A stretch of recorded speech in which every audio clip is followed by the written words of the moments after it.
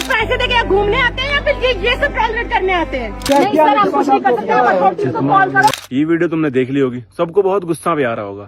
भाई सब अपनी जगह ठीक है, लेकिन इनके द्वारा दिए गए 3 सबसे बड़े पॉइंट बताता हूँ। पहली चीज, इन्होंने कर्नल साहब की गाड़ी रोक दी। दूसरा, इनका कहना था we are paying the taxes, that's why you getting the salary. Okay.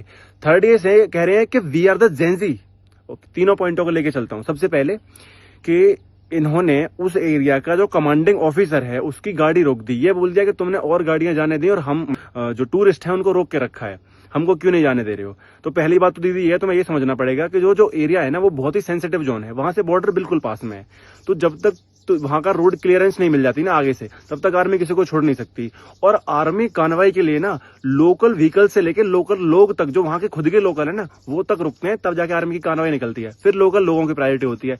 इतना सब सहूलियत होगी ना वहां, तब टूरिस्टों के लिए वो जगह खुलती है। लेकिन फिर भी कोई बात नहीं। दूसरा, तुम्हारी आर्ग्यूमेंट कि we are paying the taxes, that's why you getting the salary. पहली बात तो दीदी ये है कि कोई भी फौजी केवल सैलरी के लिए यहाँ तो आता नहीं है। उसके अंदर वो जज्बा होता है, अपने देश को सर्व करने की हिम्मत होती है, इसलिए वो यहाँ पे आता है। मैं आपको 50,000 रुपए देता हूँ, आप खड़े हो जाओ -40 डिग्री सेल्सियस के टेम्परेचर में, आप आ जाओ, मरने के लिए तैयार हो जाओ, आओगी। Third, we are the Gen Z, so what you achieve.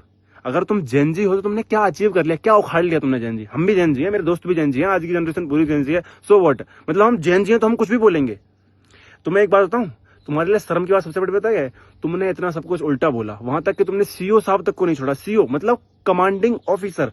इतना सब कुछ सुनने के बावजूद भी पता है उस साहब ने क्या बोला आपको, मैम प्लीज मेरे को जाने दीजिए। लेकिन आपका बिहेवियर इतना रूड, मैं नहीं सोच सकता कि कोई इतना गवार, इतना जाहिल हो सकता है। पहली बात तो दीदी ये है कि वो जो रोड है ना वहां पर, वो सबसे पहली प्रायोरिटी होती है आर्मी कार्रवाई के लिए, आर्मी के लिए। सेकंड प्रायोरिटी होती है वहां के लोकल्स के लिए। उसके बाद अगर सहूलियत है, सेफ्टी है, सिक्योरिटी है, ठीक है, लैंडस्लाइड नहीं हो रही है, तब वो टूरिस्ट के लिए ओपन किया जाता है। और जिस जगह पे खड़े होकर दीदी आप ये चिल्ला रही थी ना, that we are the Gen Z, we are the Gen Zs, उसी जगह पे 1999 की कारगिल की लड़ाई में हमारे 527 जवानों ने अपने प्राणों का बलिदान दिया था। तब जाके वो जमीन पे खड़े होकर आज तुम चिल्ला पा रही हो, तब जाके वो जमीन आज इंडिया के पास में है। समझ में आया? वरना वहां पे पाकिस्तान बैठा होता, ना तुम वहां घूम पा रही होती और ना ही अपने मुंह से बकवास कर पा रही होती।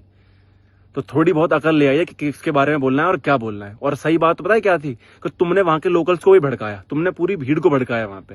शर्म आनी चाहिए तुम्हें।